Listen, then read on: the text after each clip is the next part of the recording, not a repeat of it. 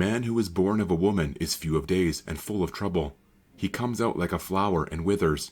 He flees like a shadow and continues not. And do you open your eyes on such a one and bring me into judgment with you? Who can bring a clean thing out of an unclean? There is not one. Since his days are determined, and the number of his months is with you, and you have appointed his limits that he cannot pass, look away from him and leave him alone, that he may enjoy, like a hired hand, his day.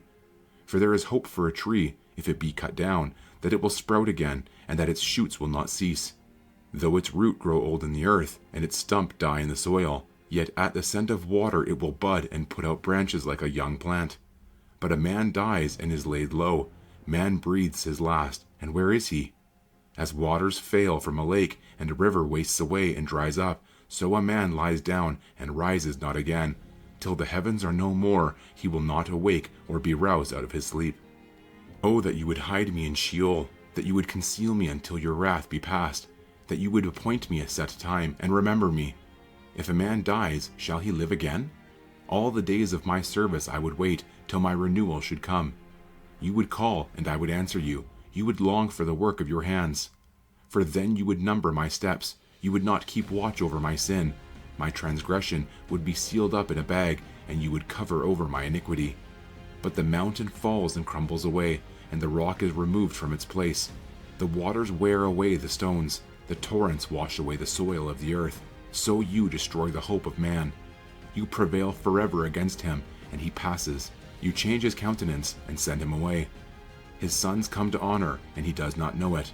They are brought low, and he perceives it not. He feels only the pain of his own body, and he mourns only for himself. Then Eliphaz the Temanite answered and said, Should a wise man answer with windy knowledge, and fill his belly with the east wind? Should he argue in unprofitable talk, or with words with which he can do no good? But you are doing away with the fear of God, and hindering meditation before God. For your iniquity teaches your mouth, and you choose the tongue of the crafty. Your own mouth condemns you, and not I. Your own lips testify against you. Are you the first man who was born, or were you brought forth before the hills? Have you listened in the counsel of God, and do you limit wisdom to yourself? What do you know that we do not know? What do you understand that is not clear to us? Both the gray-haired and the aged are among us, older than your father. Are the comforts of God too small for you, or the word that deals gently with you? Why does your heart carry you away, and why do your eyes flash, that you turn your spirit against God and bring such words out of your mouth? What is man that he can be pure, or he who is born of a woman that he can be righteous? Behold, God puts no trust in his holy ones, and the heavens are not pure in his sight. How much less one who is abominable and corrupt, a man who drinks injustice like water?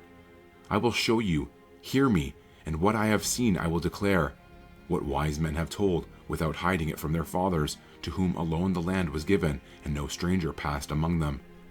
The wicked man writhes in pain all his days, through all the years that are laid up for the ruthless.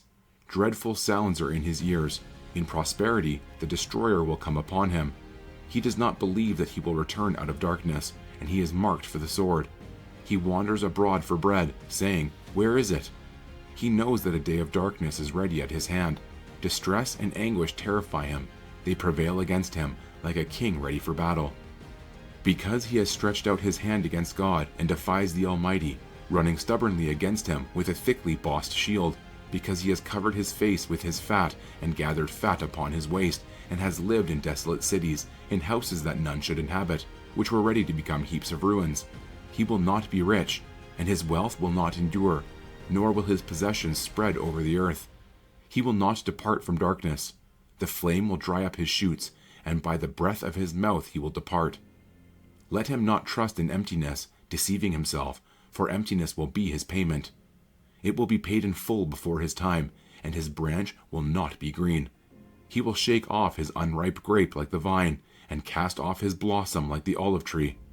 For the company of the godless is barren, and fire consumes the tents of bribery. They conceive trouble and give birth to evil, and their womb prepares deceit. Then Job answered and said, I have heard many such things. Miserable comforters are you all. Shall windy words have an end? Or what provokes you that you answer? I also could speak as you do, if you were in my place. I could join words together against you and shake my head at you. I could strengthen you with my mouth, and the solace of my lips would assuage your pain. If I speak, my pain is not assuaged, and if I forbear, how much of it leaves me?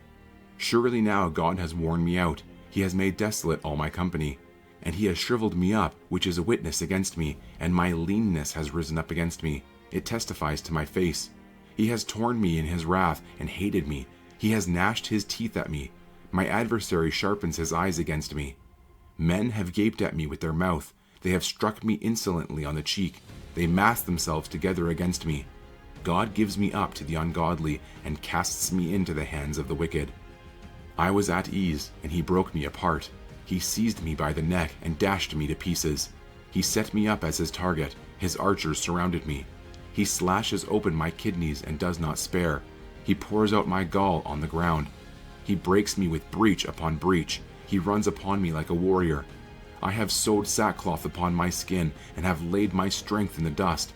My face is red with weeping, and on my eyelids is deep darkness, although there is no violence in my hands, and my prayer is pure. O earth, cover not my blood, and let my cry find no resting place. Even now, behold, my witness is in heaven, and he who testifies for me is on high. My friends scorn me. My eye pours out tears to God, that he would argue the case of a man with God, as a son of man does with his neighbor. For when a few years have come, I shall go the way from which I shall not return.